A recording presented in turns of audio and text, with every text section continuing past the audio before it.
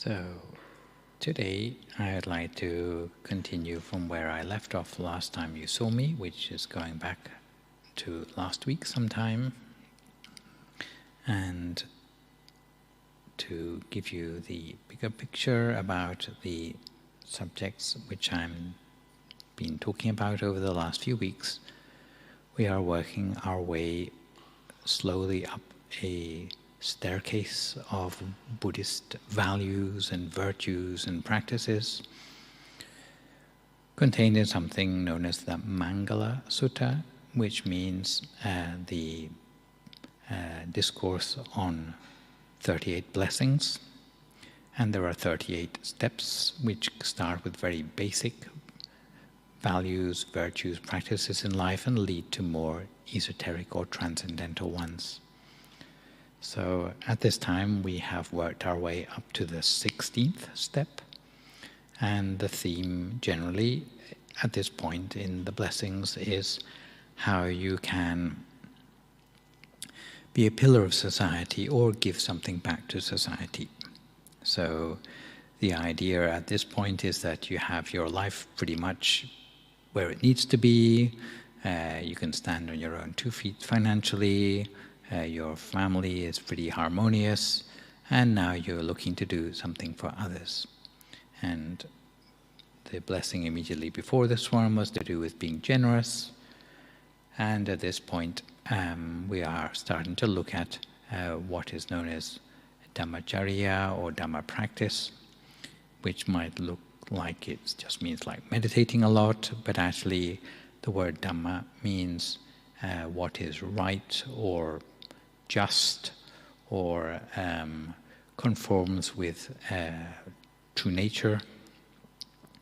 And last time, in the first half of this blessing number 16, we already looked at what Buddhists mean when they say working towards purity in life. And there are two ways of looking at that. One is, how can you purify yourself to become a more pure person, purify yourself of any maybe things you regret in your past in order to put yourself in a place where you can start to move forward. And the bad news last time was that we don't have a simple way to sort of do a quick reset in our life like some other religions do, where you can just go to a confessional and spill the beans to the priest and sort of come out feeling lighter. But we can do what's known as dilution, which means adding more and more good things in our life so that any bad things that we regret from our past are in the minority by comparison. But today we move to the other aspect of purity, which means how can we increase the amount of purity in our life or conform with what is pure in our life. So you might be talking about Dhamma practice, not just as a pathway out of past unwholesomeness, but how to accord our life with what is pure and increase the amount of purity in our lives. So you might call it pure practice for short. Yeah. And it's not just on an individual level, but it concerns society as well, because the purity of everyone in society, especially what they share with those around them, amounts to the well-being on a social level. And generally speaking, within Buddhism, the way in which people fit together into a larger society is explained in the Sīgalovāda Sutta as the way we are connected through the habits that brush off on us to 6 other major social groups in our lives. And many of these we've already talked about in blessings that I've talked about. So, for example, above us we have clergy in our lives. The clergy's duties to the congregation we already saw in blessing number 3. Then we have students and teachers there, a little teacher in the black mortarboard. We looked at that in blessing number 7. We have our blessings, the duties towards our parents, which we saw in blessing number 11. Our parents are the ones with a walking stick there at the front. And we have our duties towards our children, raising our children properly, blessing number 12. That's the wife with the frying pan there, I think. We have our marital duties, blessing number 13. We have the duty of the congregation in support of their spiritual mentors, which we saw in the last blessing, number 15. And there's even the duties between employer and employee, which we will go on to look at in blessing number 18. So if we were to put an overview of habit formation, no matter what group we're talking about, into one single graphic, under the influence of the 6 directions which we have here, which is where our habits tend to come from. So there we have 6 directions raining down on us, with the arrows above, giving us what we might call our ENV, human environment. So to change ourselves, to get our sense of human dignity for ourselves, then all those habits come down to us and give us our own sense of responsibility for ourselves, which means the human dignity on our personal level. Once we've got that sorted out, then we can start to think about promoting human dignity for others in our immediate family, those who we know, and broader still for society and the economy in general. Then we also need to promote a sense of human dignity in a wider economy as well. And I'll come back to say how we might do this in a way that brings purity and Dhamma on all those levels. Last time we looked a lot at how we have it in ourselves, and we had the 10-fold path of wholesomeness, if you remember, the one that gives you long life. Yes, you remember, I hope. And that, in brief, would come down to breaking the first 4 precepts to do with killing, stealing, sexual misconduct, or telling lies, otherwise known as the defilements of action.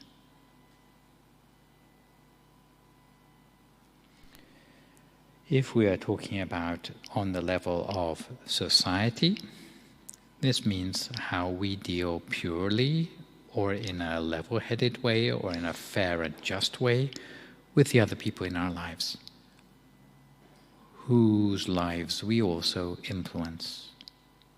And when we're talking about the human dignity of others or society in general on that level, the key virtues which we need to build up for ourselves are freedom from bias or prejudice. And in Buddhism, in the Buddhist teachings, they talk about bias or prejudice coming from in 4 different forms. The first is bias originating in desires of various sorts, or liking of in its various contexts. For example, if parents don't love their children equally because of favoritism, then then they would treat their children unfairly. So that would not good, right? Second sort of bias is based on hatred. For example, teachers might treat their students unfairly because they have some students make themselves more annoying. Yeah. So you give them less than their due grades. Okay. Third sort is to do with ignorance. So bias based on ignorance may be because of your own stupidity or just lack of information. So you're making decisions based on a lack of information, which is either incompetent or just plain unprofessional. And the last one is bias because of fear. And sometimes we think of a fearful person as being someone to be pitied, but in fact they can also be a particularly dangerous sort of person.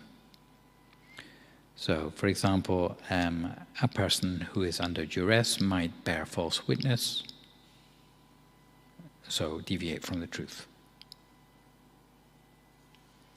So trampling dignity because of bias starts with trampling your own dignity because you twist the truth in your own heart and mind, first of all. So that, when it comes to your dealings with other people, will come out in forms of prejudice of various sorts.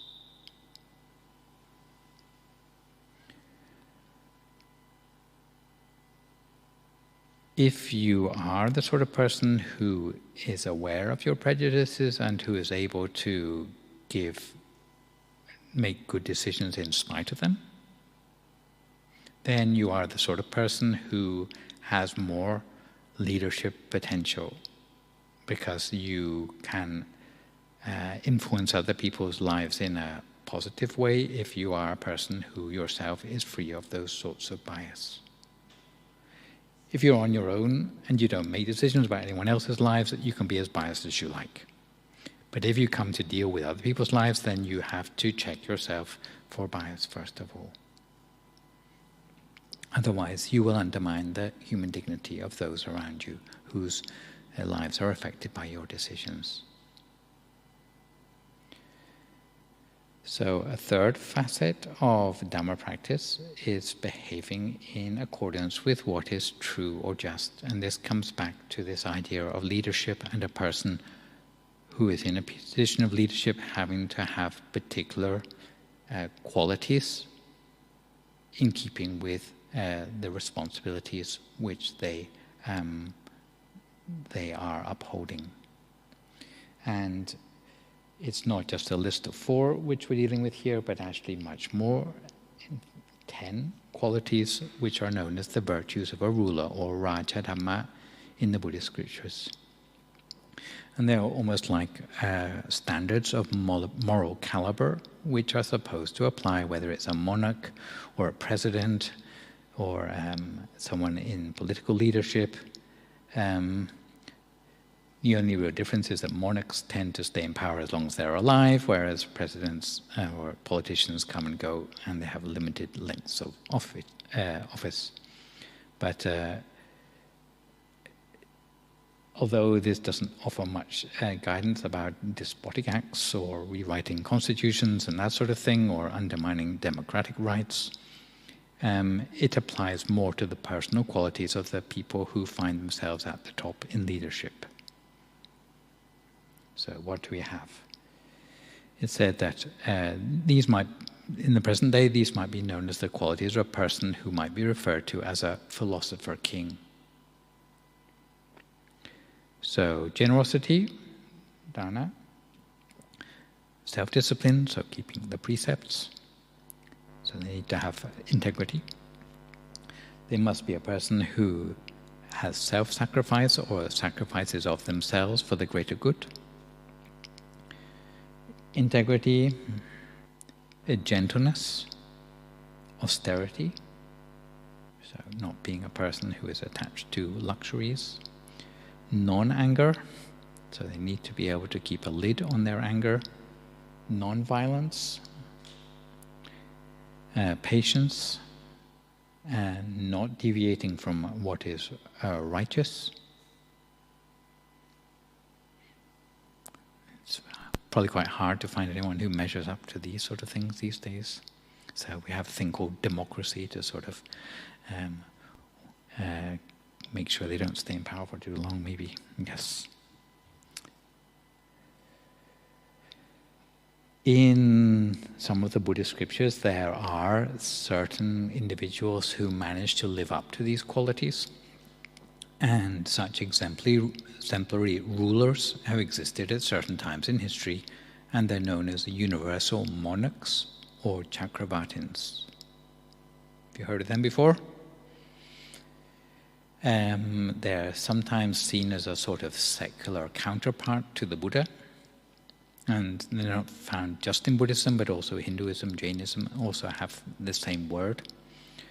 But they are the sort of monarchs or rulers who have such a good reputation that people of neighboring countries come along and petition them to come and rule their country too. You know, they like them so much. So they can unite the whole world without borders, just through the willingness of people to want to be under their rule. Yeah. So it's not sort of conquering the whole world or anything like that. It's like unifying the whole world in a sense without borders.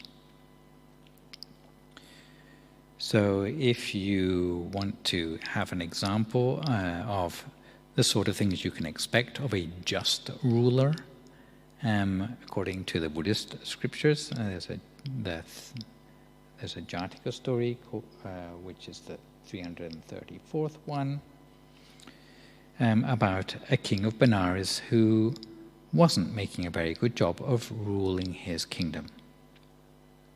So to find out what was wrong, he sneaked out of the palace in disguise and he wandered around in his kingdom to find out what he'd been doing wrong. And in the course of his wanderings, he came to the Himalayas, and the Bodhisattva, so the Buddha-to-be, was a hermit, or living as an ascetic in the foothills of the Himalayas.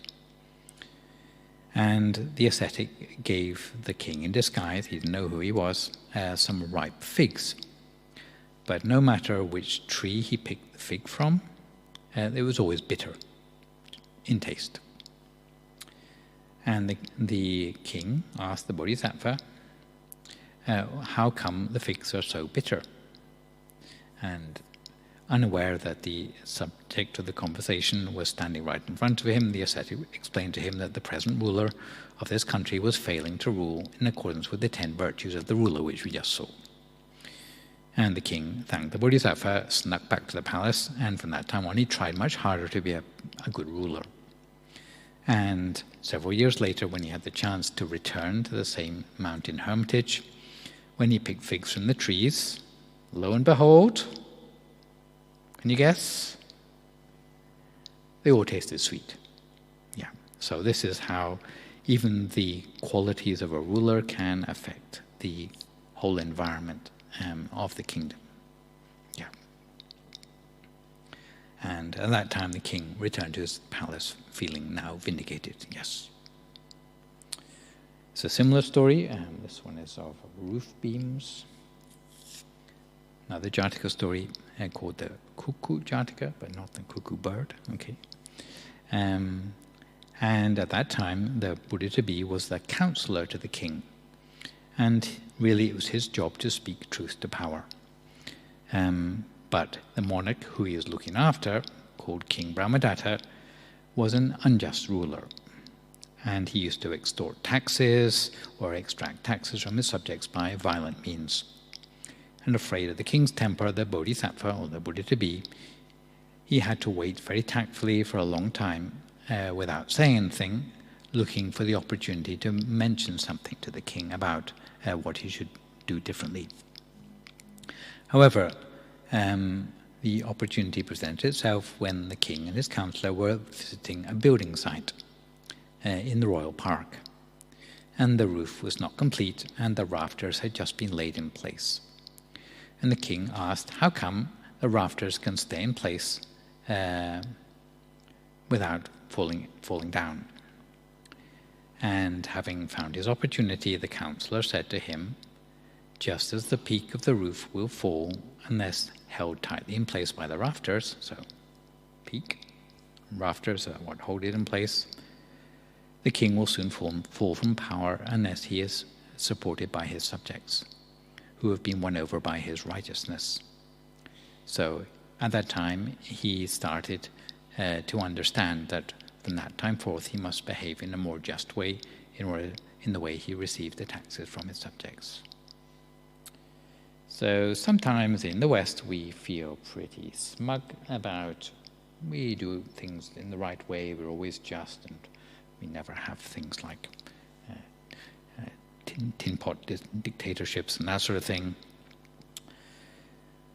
And we have the feeling that things like injustice and atrocities can never happen here. But often if we know what the telltale signs are, we can recognize that we can never afford to be complacent, even in a so-called advanced democracy. And there was an exhibition I saw when I visited the National Center for Civil and Human Rights in Atlanta about the early warning signs of human rights starting to be compromised, which can happen in any society.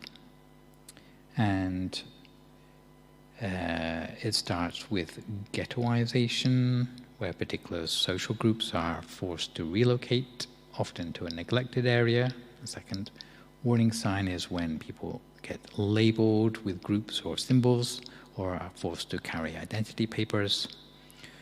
Third early warning sign is defamation of particular social groups, who are often referred to as disloyal or subhuman. Sometimes there's stockpiling of weapons without any evidence of any existential threat to the country. Sometimes certain groups of people are subjected to sort of a slow death by disruption to things like drinking water or sanitation or other vital services. Sometimes there's interference in reproductive rights, ring any bells, suppressing certain social groups to limit their numbers. And there's destruction of cultural or religious artifacts. Or there's a particular targeting by threats, imprisonment, or disappearances. So, of course, governments or nations can confront these atrocities or these warning signs. No. Sometimes we think, well, that's their job, after all. But it's also important that individuals don't get caught up as just like bystanders or collaborators in these sort of things happening. And according to John Stuart Mill, the only thing necessary for the triumph of evil is for good men to do nothing. So speaking out or helping those targeted by violence or injustice is really the only difference between you being a bystander and an upstander or an upstanding person. So if you ask why people do stand by and do nothing when things are very obviously wrong, is sometimes prejudices can get into our subconscious and we fail to do something about it. Coming back to the four things we just looked at, sometimes is out of fear. So we go along with perpetrators of injustice just in order to protect ourselves. Second reason might be because of personal gain or economic gain, and allowing others to be victimized. Sometimes it's just blind obedience. So you think back to what we looked at just now. We had greed, hatred, fear, and ignorance. So very similar, okay? Blind obedience because some people are told by authority figures that such and such is right, so they're afraid to rock the boat. Sometimes they have prejudices, which we've already talked about, often stoked by propaganda. Sometimes people just don't know what else to do. Sometimes they don't have anyone they can look to for support. It seems like no one else is helping. And sometimes all of these 6 excuses mean that tolerating injustice is the easy thing to do, but in terms of the bodhisattva or someone who's trying to lead all living beings towards nirvana, then it's not, doesn't really live up to what we ought to do if we still stand for injustice, which we see happening in front of us. So what can we do in order to get Dhamma practice into our everyday life?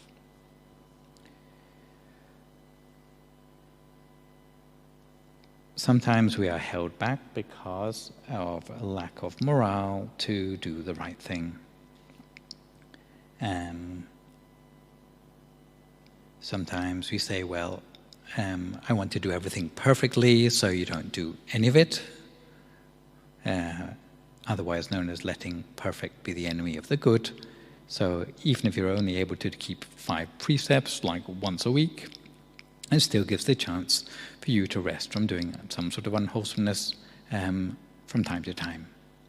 And seeing as the world is imperfect by nature, then some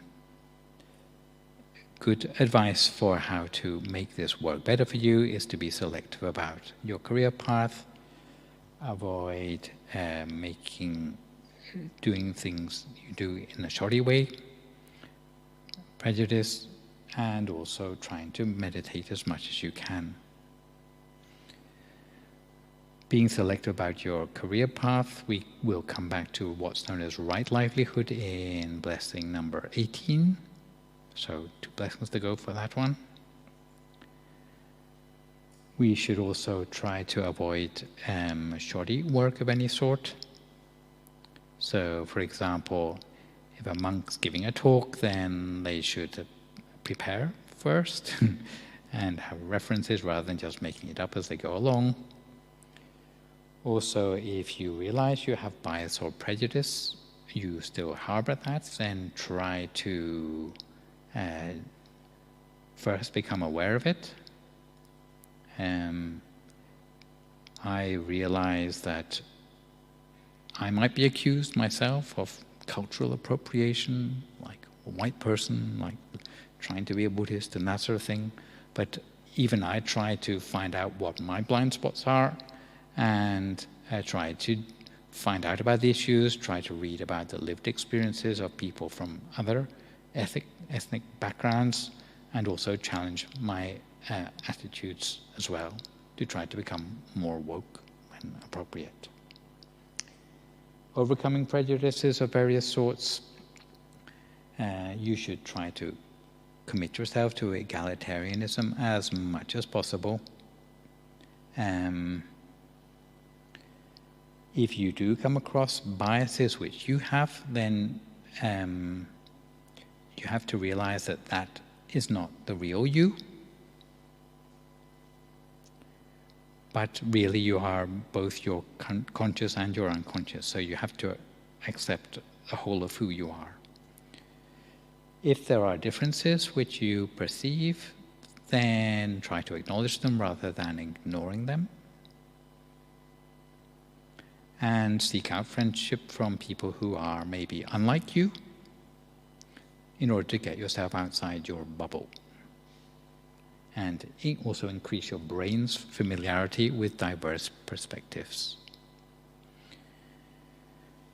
If you do come across other groups who are not like you, then it's natural to focus on how they're different from you. But actually, something possibly more useful is to focus on what you have in common in terms of your qualities and goals. And if you do come across examples of things where people are unambiguously being biased, then you need to call them out in order to help to create and reinforce a sort of better standard to hold people to. Lastly, meditating. No matter how smart you are, the only real way to, it's said, to center yourself and to come away from all the things which are pulling you off balance, whether it be greed, hate, delusion, fear, which are trying to enforce biases upon you, the only way to stay centered is to be a meditator. So never forget to meditate as well. I finished today with a story, maybe one you're familiar with. And it illustrates the conflict between those who are in leadership roles and also the transcendental values of those who aspire towards nirvana. So you might think that if you are, let's say, the king, then anything you do is fine, right? Because like you're the boss. You reckon? Well, one of the very final stories in the Jātakas, and usually the last 10 Jātaka stories, talk about how the Buddha to be really picked up on the perfections that he's going to need to become the Buddha. There's one particular Jātaka story, sometimes it's called the Mahanipata Jātaka, sometimes called the Muggapaka Jātaka. But in any case, the Bodhisattva was born as a young prince, and his name was Temiya. His father was the king at the time, king of Kasi in India. And the king, the severe-looking guy in the gold there, he wanted to groom the young prince for kingship from an early age. So he let the baby, or the child, lie in his lap while he was in court, pronouncing death sentences on criminals brought before him. So even as a young child, Prince Temiya had already been cultivating perfections for many lifetimes. And he was starting to be able to recall some of his past lifetimes as well. And he realized that he had also been a king in a similar position, pronouncing death sentences on others, and as a result he had suffered the retribution of 20,000 years in the unfortunate realms. So even though the king didn't kill or execute those criminals himself, but simply by pronouncing the death sentence on them, he had a part of that back karma, which had led to his bad rebirth for many tens of thousands of years. So he realized that he didn't want to make the same mistake twice. So this is the boy here, not the king. So in order to avoid history repeating itself, he hatched a plan to make himself unfit for governance. So what did he do? From that day on, he feigned dumbness, so being unable to speak. And the royal family got in all the best doctors and physicians to prod him and poke him and see what was wrong with him, that he couldn't speak anymore, but they were unable to find the reason. They tried punishing him. They tried tempting him, but every effort failed. And the royals did not want someone with a speech impediment to sully its lineage, so they decided to basically put him on the rubbish heap. So when he reached the age of 16, they ordered his execution. So they had the executioner sort of take him out, dig a grave for him, and then sort of do it quietly, where no one else can see. So as his grave was being dug by the gravedigger, and the gravedigger was a nice guy called Sunanta, suddenly the prince found his voice, and he asked Sunanta to let him go and just tell the royal family that he was already dead and buried. And Sunanta was overcome by compassion for the young prince and released him on the condition that he run off and become an ascetic. And as an ascetic, Temiya actually became quite well known. And eventually his reputation even reached the ears of his royal parents, who by this time had sort of forgiven him. And both the king and the queen visited his hermitage, and upon hearing his teaching, also decided to renounce the world and become ascetics like him. So in the end, not only Temiya, but also his parents, the royal family, and also many of the citizens of Kasi and 3 neighboring kingdoms followed his example. So this is an example of how the power of Dhamma practice, if you pursue it to the degree you would put your life on the line, show how the Bodhisattva, the Buddha-to-be, never veered from his intention to attain Buddhahood, Nirvana, even when tempted by the comfort and luxury of being at the top in terms of royal governance. Yeah. So for today, for anyone who is new to meditation, if you found it was useful to you today, I would encourage you to practice further. Practice makes perfect, and the way to do that in practice would be to try to find 20 minutes to meditate at home each day, at a time of the day when you're not too tired, when you're not going to be interrupted, and when you know that in your daily routine you can do it on a regular basis. So it might be first thing in the morning, might be last thing at night, but doing it for 20 minutes a day will help to establish that habit in your life, and you'll find that you're able to go further and faster in your meditation.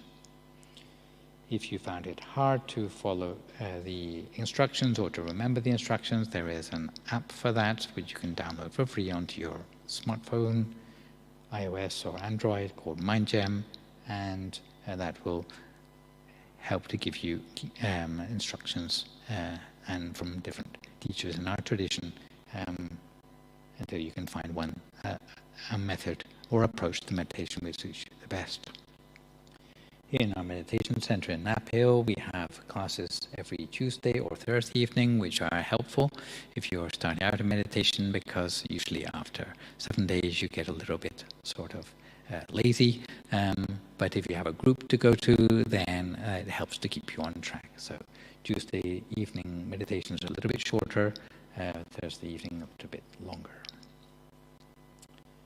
Also online, we still have Zoom meditations remnant from the pandemic between 7 and 8 p.m. every Saturday. And exceptionally, coming up on the full moon of July, on the 14th of July, which is a Thursday evening, we have a special full moon meditation which will incorporate lighting candles or something. It is also a special day in the Buddhist calendar because it's the first day of the Buddhist Lent as well. And I take the opportunity also, for those of you who'd like to take your meditation further, to encourage you to sign up for a meditation retreat, which is coming up between the 8th and 10th of July at a scenic location somewhere in Somerset, which you can find out about by looking on the web link themeditationsurrey.com for anyone who's interested, who has not already signed up.